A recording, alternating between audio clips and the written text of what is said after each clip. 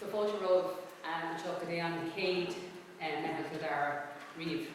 Blino hin seolú plantanga chunda Kildare an céadúir gur raibh lehéad agan sa chundé.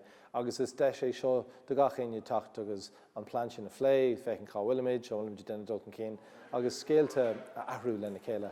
Tá curcan cin na Gaeilge an tábhaach dún agus tána tarthaí le feicáil cinnte, so inis tá 8 géalscoil agan sa chundé, agus tá géalcholáiste agus géalcholáiste nua artí oscailt inis amán nuad man fórsa thugan.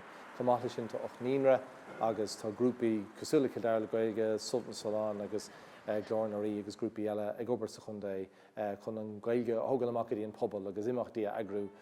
Well, gach saharan being breakfast as Gaeilge siúl in a Roma mocha in Ossenry ó hain dé go dtí hain agus bíonn sé ar siúl ar Seachtain na Gaeilge freisin. Bíonn sé antábhachta de bhaintear Sultan Solán go mbíonn deis ag gach duine páirte ghlacha sna himachtaí i ri Seachtain na Gaeilge ach in an áíre i rint na bliana. So bíonn imachtaí ann do Gaeilgeirí lífa agus bíonn imachtaí ann do Aulamóirí. Bíonn imachtaí dírithe ar na páistí agus bíonn na gnóthaí ag ghlacha páirt. So tá pás a gcuin. Agus seo an pás, agus tá lista gnóthaí tá géirí bheith páirteach sa chomórtas, agus nuair haon duine isteach, páistin ó gcuine fásta, agus má labhraíonn siad in Gaeilge fáinne siad graimán. Agus nuair atá sé graimán acu, bíonn siad i chomórtas. Is má linne bheith ag pleanáil go fad tarmach. So táid ag obair ó lá go lá agus cheachtain go heachtain blion go blion.